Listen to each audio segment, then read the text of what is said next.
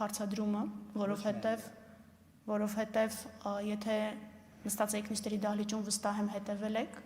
բացարկի հետ կապված դատախազությունը դիրքորոշումը պնդեց, որ բացարկի վերաբերյալ հարցերը քննարկելուց հետո նոր դատախազությունը հանդես կգա միջնորդությամբ։ Պաշտպանական կողմը պնդեց, որ բացարկի հարց չի կարող քննարկվել, որովհետև իրենք տեղեկացված չեն մեղադրանքից։ Եվ վստահ եմ, հիշում եք, որ դատարանը որոշում կայացրեց հաջորդ դատական նիստին անդրադառնալ այն հարցին, թե սկզբից բացարկների հարցն է քննարկելու, հետո դատախազության միջնորդությունը, թե ոչ։ Այսինքն ձեր այն հետևությունը, որ դատախազությունը կողմ է որևէ երկակի ստանդարտի, գոնե իմ տեսած դատավարությունում չի հիմնավորվում։ Եթե որևէ այլ օրինակ գիտեք, խնդրում եմ ասեք, մենք ուշադիր կլինենք։ Օրինակները շատ են, կոնկրետ եթե ուզում եք օրինակներից խոսեք, ես դրա համար չկոնկրետացրեցի։ Իհարկե ավելի թարմը այն է, ինչ դուք ասում եք։ Այդտեղ իհարկե շատ ավելի լուրջ ուրիշ խնդիրներ կան դատավարության առումով ու պաշտպանական կողմը ինչ է ասում, ասում է մենք չենք հասկանում ինչ օդվածով ենք մեղադրվում, որ մի հատ էլ հասկանանք բացարկի միջնորդություն ունենք, թե չունենք դատավորին։ Խոսքը ստեղ դրա մասին չէ միայն։ Կոնկրետ իմ դեպքում եղել է օրինակ Մասիս Մելքոնյան, ով ընտրություններին մասնակցել է հակադիր բևեռում, կոնկրետ ընտրացուցակում է եղել 14-րդ համարը, կոնկրետ կուսակցության, որը մեր հակադիր բևեռում էր ու սրա հետ կապված դատախազությունը ոչ մի խնդիր չի տեսել, պաշտպանական կողմի ներկայացված բացարկները ոչ մի ազդեցություն չեն ունեցել, դե մակագրումներ հատուկ ամեն կերպ արվել է նույն մարդուն, բայց ես ընդհանուր դիրքորոշում եմ ուզում հասկանալ, որտեղ վաղը մյուս օր էլ կարող է օրինակ մեր գործընկերներից մեկը դատավոր դառնա, արդյոք դատախազությունը նորմալ է համարելու, երբ որ ինչ որ գործով մյուս կողմում գտնվող մարդկանց հետ կապված գործերում իրենք հանդիսանան որպես դատարան։ Խոսքը ավելի խնդրում եմ ընդհանուր։ Շատ լավ։ Պատասխանը արձագանքեք, այո։ Ես ձեր նշած դատավարությունների հետ կապված էլի պետք է ասեմ, որ դատարանը որոշում է կայացրել բացարկի, ինքնաբացարկի վերաբերյալ հարցով, դուք իրավաբան եք ու շատ լավ եք պատկերացնում ինքնաբացարկի վերաբերյալ որոշում կայացնող սուբյեկտն ով է, եւ շատ լավ եք պատկերացնում ինչ է նշանակում քրեական արդարադատություն, որը կողմերի հավասարություն չի ենթադրում, մրցակցային դատավարություն է, եւ դատախազությունը յուրաքանչյուր դեպքում, երբ դատական ակտի անվերապահ բեկանման հիմքեր կարող են լինել, իսկ տվյալ դեպքում դատավորի սուբյեկտայնությունը անվերապահ բեկանման հիմքերից մեկն է, շատ աչալուրջ է, որովհետև հետագայում մեղադրանքը կարող է լուրջ ռիսկի ենթարկվել։ Այնպես որ շատ լավ, ես խնդրում եմ խոսությունը դադարեցնեք, այնպես որ դատախազության ուղղությամբ ձեր երկակի ստանդարտների վերաբերյալ մեղադրանքները չեն բխում հենց նույն դատախազության շահերից։ Դատախազությունը երբևէ թույլ չի տա, որ դատական ակտը անվերապահ բեկանելու ոստիկանության ծառայողների կողմից, որոնց 2011-16 թվականներին պետական բյուջեի միջոցներից վճարվել է առնվազն 13.120.000 դրամ աշխատավարձ։ Խոսքը պահպանության ծառայության մասին է, որն իրականացվել է ռազմական ոստիկանության ծառայողների կողմից։ Սեյրան Օհանյանից զբաղեցրած պաշտոնով եւ դիրքով պայմանավորված համապատասխան թիմ մարմինը, ինչպես նաեւ Սևան ազգային պարկ ՊՈԱԿ-ի ծառայողները միջոցներ չեն ձեռնարկել պետական կանցուն հանդիսացող հողամասի ինքնակամ զավթումը, շենքերի եւ շինությունների ինքնակամ կառուցումը կասեցնելու, իրավախախտումները արձանագրելու, օրենսդրությամբ նախատեսված պատասխանատվության միջոցներ կիրառելու, իրավախախտումների հետևանքները վերացնելու ուղղությամբ։ Պաշտպանության նախարարության կապշինարարության եւ զորքերի բնակավորման վարչության պետի պաշտոնը զբաղեցրած Աշոտ Գրիգորյանը, գործելով վերադասի Սեյրան Օհանյանի հանձնարարությամբ, Պաշտպանության նախարարության կողմից իրականացված գնումների գործընթացներին մասնակցություն ունեցած շինարարական կազմակերպությունների եւ դրանց ծառայողների ներգրավմամբ 2010-15 թվականների ընթացքում կազմակերպել եւ ապահովել է ինքնակամ զավթված բնության հատուկ պահպանվող տարածքում 124.892.985 դրամ արժողությամբ մի քանի շինություններից կազմված առանձնատան ինքնակամ կառուցումը։ Արդյունքում Սեյրան Օհանյանի գույքն ավելացել է նրա օրինական եկամուտները էականորեն գերազանցող չափով։ Նշված առանձնատան լողավազանի եւ շոկաբաղնիքի վերանորոգման եւ վերակառուցման աշխատանքները կազմակերպելու վերաբերյալ Սեյրան Օհանյանի հանձնարարությունը կատարելու նպատակով Աշոտ Գրիգորյանը ի պաշտոնը տեղեկացված լինելով, որ իր արմիջական ենթակա կապիտալ շինարարության եւ զորքերի բնակավորման վարչության արտադրատեխնիկական բաժնի պետի պաշտոնը զբաղեցրած Գրիգոր Լևոնի Բարսեղյանի ընտանիքին պատկանող շինարարական աշխատանքների իրականացմամբ զբաղվող Սիտա գրուպ ընկերությունը մասնակցել է պաշտպանության նախարարության կողմից հայտարարված մրցույթներին եւ հաղթող ճանաչվելով իրականացնել շինարարական աշխատանքներ։ 2015 թվականի ապրիլին դիմել է Գրիգոր Բարսեղյանին, առաջարկելով հիշյալ ընկերության միջոցով իրականացնել առանձնատան լողավազանի եւ շոկեբաղնիքի վերանորոգման եւ վերակառուցման աշխատանքները, որին Գրիգոր Բարսեղյանը համաձայնվել է։ Սիտա գրուպ ընկերությունը իր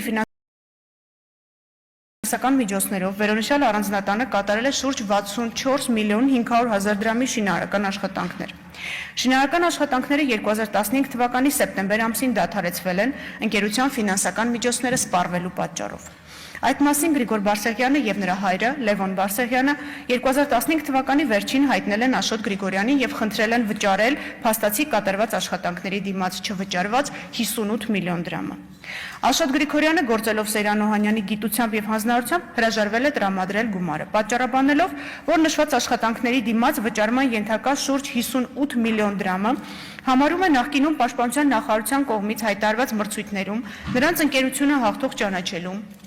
գնումների գործընթացի շրջանակներում կատարված աշխատանքներն անխոչնդոտ ընդունելու եւ դրանց դիմաց վճարումները կատարելու համար այսպես կոչված ատկատի, եթե իրավաբանորեն թարգմանենք, կաշառք գումար։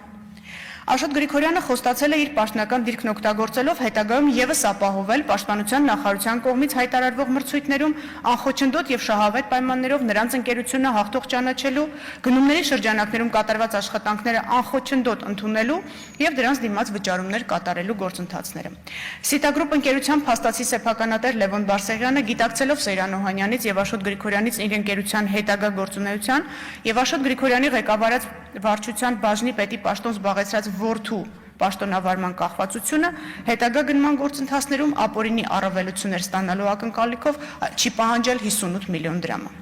Այսպիսով, եթե ամփոփենք, Սեյրան Օհանյանը շահադիտական, անձնական շահագրգռվածությամբ պաշտոնական դիրքը ծառայության շահերին հակառակ օգտագործելով չարաշահել է պաշտոնական լիազորությունները, որպեսզի գործողությունների հետևանքով էական վնաս է պատճառվել հասարակության պետության օրինական շահերին եւ ազգուշությամբ առաջացել են ծանր հետևանքներ մասնավորապես։ Խաթարվել է պաշտպանության նախարարության, դրաստորաբաժանում հանդիսացող կապիտալ շինարարության եւ զորքերի բնակավորման վարչության եւ առևտրային կազմակերպության բնականոն գործունեությունը։ Պաշտպանության նախարարության, դրաստորաբաժանման եւ կազմակերպության մասնակցությամբ գնումների բնականոն ընթացքը։ Պաշտոնատար անձինք եւ պետական գնումների գործընթացներին մասնակցություն ունեցող կազմակերպությունը ներգրավվել են ինքնակամ զավթված բնության հատուկ պահպանվող տարածքում ինքնակամ շինության կառուցմանը։ Սևան ազգային պարկ ՊՕԱԿ-ը զրկվել է հիշյալ տարածքը նպատակային նշանակությամբ օգտագործելու հնարավորությունից, պետական բյուջեի միջոցների հաշվին 2011-ից մինչև 2016 թվականների ընթացքում առնվազն 13 միլիոն 120 հազար դրամ աշխատավարձ ստացած պաշտպանության նախարարության ծառայողները ներգրավվել են ծառայության խնդիրներից չբխող գործառույթների իրականացմանը։ Սեյրան Օհանյանը Աշոտ Գրիգորյանի հետ հանցակցությամբ Լևոն Բարսեղյանի ընտանիքին պատկանող Սիտա գրուպ ընկերությանը պաշտպանության նախարարության իրականացրած գնման գործընթացներում ապօրինի առավելություններ տրամադրելու, նշված կազմակերպության եւ պաշտպանության նախարարությունում բաժնի պետի պաշտոն զբաղեցնող Գրիգոր Բարսեղյանի օգտին գործողություն կատարելու, այդպիսի գործողություն կատարելու նպաստելու, ինչպես նաեւ թողտվության համար ստացել է առանձնապես խոշոր չափերով 58 միլիոն դրամ կաշառք։ Այսինքն Սեյրան Օհանյանին վերագրվում է 2003 թվականի քրեական օրենսգրքի 308-րդ հոդվածի 2-րդ մասով եւ 311-րդ հոդվածի 4-րդ մասի 2-րդ կետով նախատեսված հանցավոր արարքների կատարում։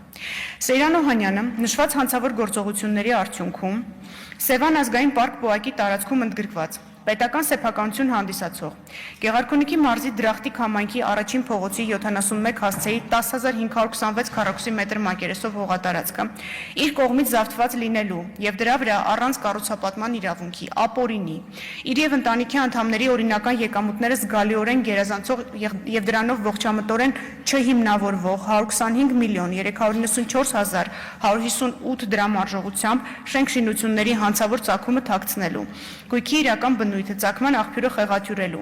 ապօրինի գործարքներում իր մասնակցությունը չբացահայտելու, հիշյալ գույքի նկատմամբ իրական իրավունքները եւ պատկանելիությունը քողարկելու, հանցավոր ճանապարհով ձեռք բերված անշարժ գույքին օրինական տեսք տալու նպատակով ապահովել է Պաշտպանության նախարարի պաշտոնը զբաղեցնելու ժամանակահատվածում իր վարորդ հանդիսացած Արթուր Առաքելյանի մորաքրոջ որդի Բենյամին Ղալեչյանի, եթե կհիշեք, դա այն անձներով մրցույթում միանձնյա հաղթող էր ճանաչվել,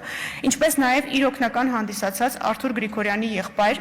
Էդգար Գրիգորյանի մասնակցությունը նշված հողատարածքի վարձակալության եւ կառուցապատման իրավունքի տրամադրման համար անցկացվող մրցույթին։ Նախապես մշակված սխեմայով Բենյամին Ղալեչյանը մրցութային հանձնաժողովին է ներկայացրել մրցույթի հայտ եւ հանգստի գոտու կառուցապատման գործարար ծրագրի փաթեթ, որում այստեղ խնդրեմ ձեր ուշադրությունը թաքցվել է հողամասը արդեն իսկ շինություններով ծանրաբեռնված լինելու հանգամանքը։ Գործարար ծրագրով առաջարկվել է կառուցել, կրկին ձեր ուշադրությունն եմ հրավիրում, ադմինիստրատիվ, հանգստի, ժամանցի եւ սպորտային շինություններ։ Բնապահպանության նախարարի եւ միջգերատեսչական մրցութային հանձնաժողովի նախագահի պաշտոնները զբաղեցրած Արծվիկ Մինասյանը տեղյակ լինելով, որ նշված հողատարածքը ծանրաբեռնված է շենք-շինություններով, որոնք փաստացի պատկանում են Սեյրան Օհանյանին, խմբային շահերից ելնելով, չկատարելով ծառայողական պարտականությունները, պաշտոնական դիրքն օգտագործելով ծառայության շահերին հակառակ ոչ միայն միջոց չի ձեռնարկել նշված իրավախախտումների արձանագրումը, պատասխանատվության միջոցների կիրառումն ու հետևանքների վերացումը ապահովելու ուղղությամբ, այլև ապահովել է մրցութային հանձնաժողովի կողմից ակնհայտ կեղծ տեղեկություններ պարունակող փաստաթղթերի հիման վրա բնության հատուկ պահպանվող տարածքի նկատմամբ կառուցապատման իրավունքի տրամադրումը Սեյրան Օհանյանի հետ փոխկապակցված եւ նրա կողմից որոշված անձին Բենյամին Ղալեչյանին։ Բենյամին Ղալեչյանը զբաղվում է իր աշխատանքային գործունեությունը հիմնականում բնակարանների վերանորոգման աշխատանքներն են, մասնագիտացված է սանտեխնիկական աշխատանքների իրականացմամբ։ Սևան ազգային պարկ ՊՕԱԿ-ի խորհրդի 2016 թվականի դեկտեմբերի 26-ի որոշմամբ հավանություն է տրվել ՊՕԱԿ-ի եւ Բենյամին Ղալեչյանի միջև կնքվող հողամասի կառուցապատման իրավունքի տրամադրման մասին պայմանագրին։ Կառուցապատման վճարի չափ է սահմանվել 631,560 դրամ տարեկան, իսկ պայմանագրի ժամկետ 25 տարի։ Սևան ազգային պարկ ՊՕԱԿ-ի եւ Բենյամին Սուրենի Ղալեչյանի միջև 2017 թվականի մայիսի 3-ին կնքվել է պետական սեփականություն հանդիսացող հիշյալ հողամասի կառուցապատման իրավունքի տրամադրման պայմանագիր, որի հիման վրա 2017 թվականի մայիսի 22-ին կատարվել է Բենյամին Ղալեչյանի իրավունքների պետական գրանցում եւ վերջինիս տրվել է վկայական, այդ կերպ փաստացի ապահովելով Սեյրան Օհանյանի կողմից նշված անշարժ գույքի հետագա անխոչնդոտ տիրապետումը եւ օգտագործումը։ Այսպիսով Սեյրան Օհանյանը օրինականացրել է հանցավոր ճանապարհով ձեռք բերված առանձնապես խոշոր չափի գույք։ Նրան վերագրվում է 2003 թվականի քրեական օրենսգրքի 190 հոդվածի 3-րդ մասի առաջին կետով նախատեսված հանցավոր արարքի կատարում։ Սեյրան Օհանյանը 2021 թվականի օգոստոսի 2-ին ստանձնել է ազգային ժողովի 8-րդ գումարման պատգամավորի պետական քաղաքական պաշտոնը, հանդիսացել է հանրային ծառայության մասին օրենքի 34 հոդվածով սահմանված հայտարարագիր ներկայացնելու պարտականություն ունեցող անձ։